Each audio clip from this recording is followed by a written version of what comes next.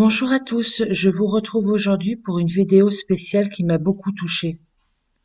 Nous avons très peu d'informations, mais je tenais à faire diffuser cette vidéo pour aider la famille de Mounir. Comme je viens de l'indiquer, il y aura très peu d'informations.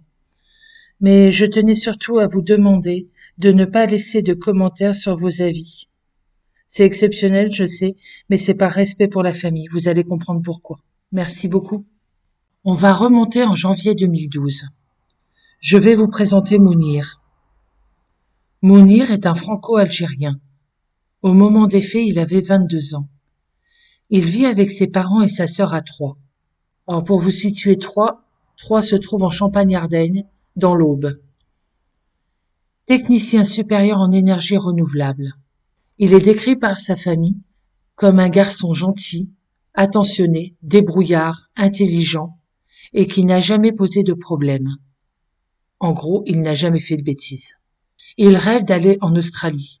Il décide donc, avec un ami de collège, de longue date, de partir en Australie sous un visa. Visa, vacances, travail. VVT. Pour parfaire son anglais, afin d'entrer à l'université et de devenir ingénieur. En avant pour l'Australie. Il arrive en Australie le 18 janvier 2012, à Sydney, et s'installe avec son ami dans un appartement. Débrouillard et sérieux, Mounir décroche vite un travail de sous-chef dans un restaurant à Coogee Beach. Mais malheureusement, suite à des problèmes avec les serveuses du café, qui se disputent les faveurs du jeune homme, il décide d'aller tenter sa chance à Melbourne. Dès son arrivée à Melbourne, il s'installe dans un caravan-park de la Yarra Valley avec deux autres jeunes de Troyes, dont l'un est un ami depuis 5 ans. Il retrouve très vite un emploi dans un restaurant. Accro au sport, il s'inscrit même dans une salle de boxe pour s'entraîner tous les jours. Mounir aime Melbourne. Il déclara « Je me sens bien ici, maman ». Plusieurs fois par semaine, il a des contacts avec ses parents. À partir de là, il va se passer plusieurs choses. Quand la colocation tourne mal, Mounir est renvoyé du caravan-park et part s'installer chez ses patrons. On saura plus tard que Mounir n'avait rien à voir avec ces histoires, mais malheureusement c'est lui qui a pris. À partir de là, la vie de Mounir va basculer et être pour ses parents pleine de zones d'ombre. Même encore aujourd'hui, on ne sait pas réellement ce qui a pu se passer. Ce qui va suivre va être assez dur et surtout étrange, et malheureusement encore à ce jour inexpliqué. Sa mère déclara « Pour Mounir, le sport c'est une légende. Il ne peut vivre sans sport. C'est un gamin équilibré, très réservé, comme son père, qui se mêle de rien. Il ne fumait pas, ne buvait pas. Il avait un objectif et il savait ce qu'il voulait. Il travaillait dur pour payer son loyer. Il était en contact avec sa sœur et prévoyait de nous faire la surprise de venir pour Noël. Et son anniversaire. Il avait acheté son billet et un chapeau australien pour son père. Je lui avais parlé de Skype il y a peu de temps et après avoir raccroché, Ossine et moi, on s'est dit que quelque chose n'allait pas. Il était aux aguets. Il n'avait pas envie de nous parler. Il avait peur. Et il ne voulait surtout pas qu'on voie où il était. Il se cachait. D'ailleurs, nous avons remarqué qu'il n'était pas chez lui, connaissant bien son appartement depuis le temps qu'il était là. La dernière conversation qu'il a eue avec ses parents était en novembre 2012. Sachant qu'il est arrivé en Australie au mois de janvier 2012, cela faisait un petit moment qu'il avait l'habitude d'être en Australie. Il avait souvent déclaré qu'il se sentait très bien là-bas. Il était heureux. C'était un garçon toujours joyeux.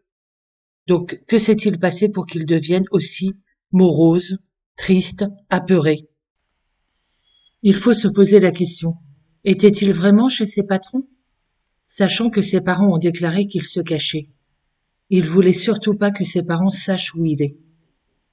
Il était complètement perturbé, pas bien, effrayé. Mais que s'est-il passé? Je me pose une question. Est-ce que ses patrons étaient réellement gentils avec lui? Y aurait-il pas eu un problème avec ses patrons, sachant qu'il habitait chez ses patrons depuis quelques mois? Pour avoir une attitude comme ça, il avait peur de quelque chose. Nous voilà le dimanche 11 novembre. À 2 heures du matin, la maman de Mounir reçoit un coup de téléphone. Au bout du fil, Mounir, affolé, qui raconte une histoire complètement incohérente. Il hurlait. Il était terrifié. On avait l'impression qu'il courait. Il tenait des propos incohérents. Il m'a dit, maman, c'est fini, ils m'ont eu. Il avait peur, il était terrifié. Il ne savait pas ce qui lui était arrivé dans les bois. Il m'a dit qu'il avait passé une partie de la nuit dans la forêt, puis pris le train jusqu'à Melbourne. Il se retrouvait avec la tête rasée, des vêtements qui n'étaient pas à lui. Il était complètement désorienté. Mon fils hurlait, hurlait et hurlait. Il était terrifié, terrifié. Il hurlait tellement que je n'arrivais pas à comprendre tout ce qu'il disait. Puis la conversation a été coupée. Il faut imaginer cette maman à 24 000 kilomètres de son fils, entendre son fils hurler, apeuré, terrifié. Ça doit être... il n'y a même pas de mots pour qualifier ce qu'elle a pu ressentir. Paniquée, Nafissa, la mère de Mounir, contacte aussitôt l'ambassade de France et le consulat de Sydney, qui la rappelle malheureusement quelques heures plus tard, pour lui annoncer le décès de son fils. Son fils s'est jeté sous un train à la gare de Melbourne Central.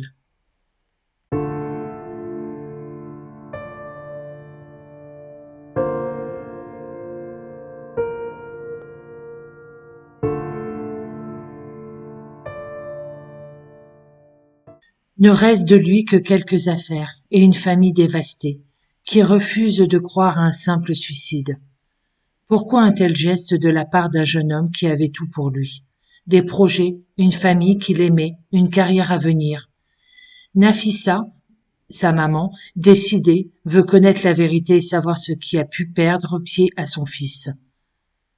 Et surtout comprendre son dernier appel. « J'ai tout perdu, déclara-t-elle. J'ai le droit de hurler. J'irai jusqu'au bout. » Mounir aurait eu 23 ans le 18 décembre. Alors, que s'est-il passé lors de cette nuit de novembre? Mounir se serait jeté contre un train à la gare de Melbourne. Ses copains étaient là. Personne ne l'a aidé. Dans ses affaires, on n'a rien retrouvé. De ses objets personnels, l'argent, les papiers, les bijoux, tout a disparu. Des zones d'ombre, des éléments troublants et des mensonges émaillent ce dossier tragique. Une enquête est ouverte. 6 mois après l'étrange décès de Mounir, l'enquête progresse dans la plus parfaite discrétion.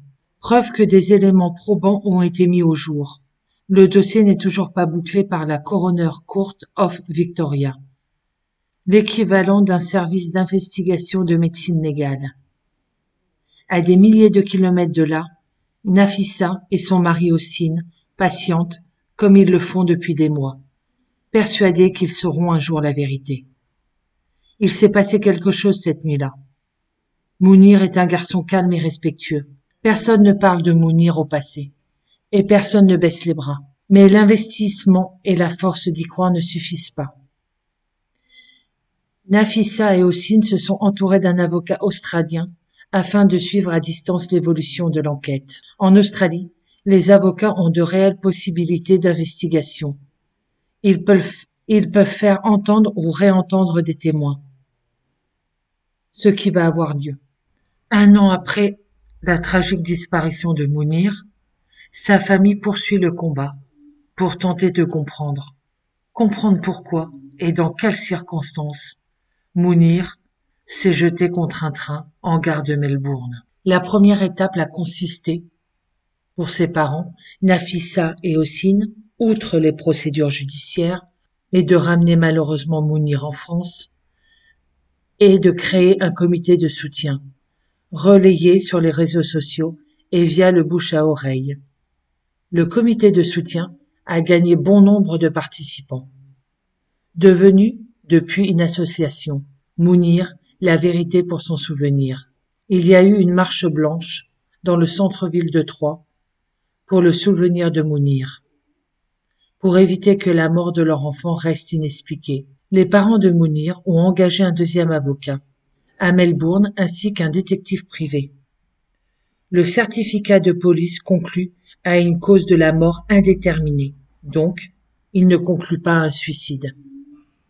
Et nous ne pouvons pas nous en contenter. Les deux avocats et le détective doivent désormais trouver des éléments probants à mettre sur le bureau du juge, avant le 30 novembre 2013, pour obtenir la tenue d'un procès. À ce jour, je n'ai pas d'autres informations. J'espère simplement de tout cœur que les parents de Mounir ont su la vérité sur le décès de leur fils.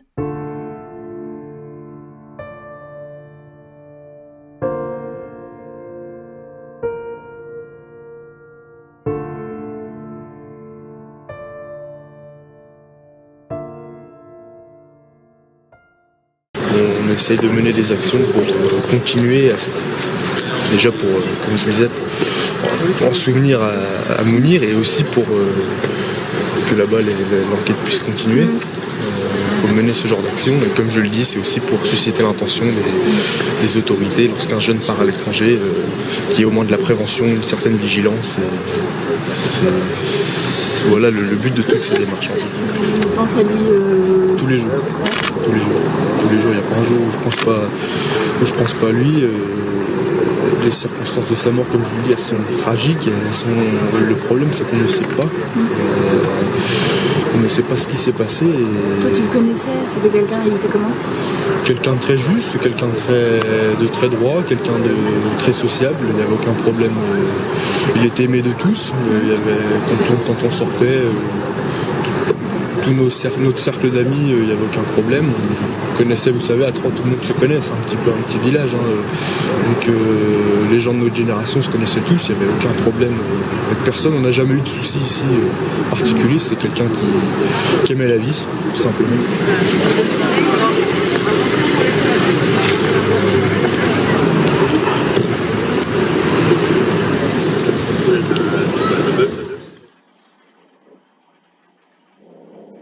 En aidant financièrement la famille pour avancer en Australie.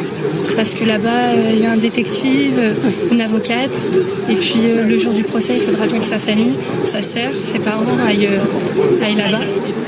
Et donc, mais c'est pas que financièrement, le fait d'adhérer à l'association, c'est une preuve que justement, on est touché par ce qui s'est passé et que justement, on se sent concerné. C'était quelqu'un de droit, de courageux, Il avait de toutes les charmant, qualités requises d'un bon gamin. sportif, volontaire, Proche de sa famille, très proche de lui. ouais, fiable avec ses amis, avec Très apprécié. ses employeurs, je dirais, parce que moi j'ai été sa hiérarchie pendant un temps et j'ai jamais eu à me plaindre de lui, au contraire quelqu'un de très diplomate. Voilà.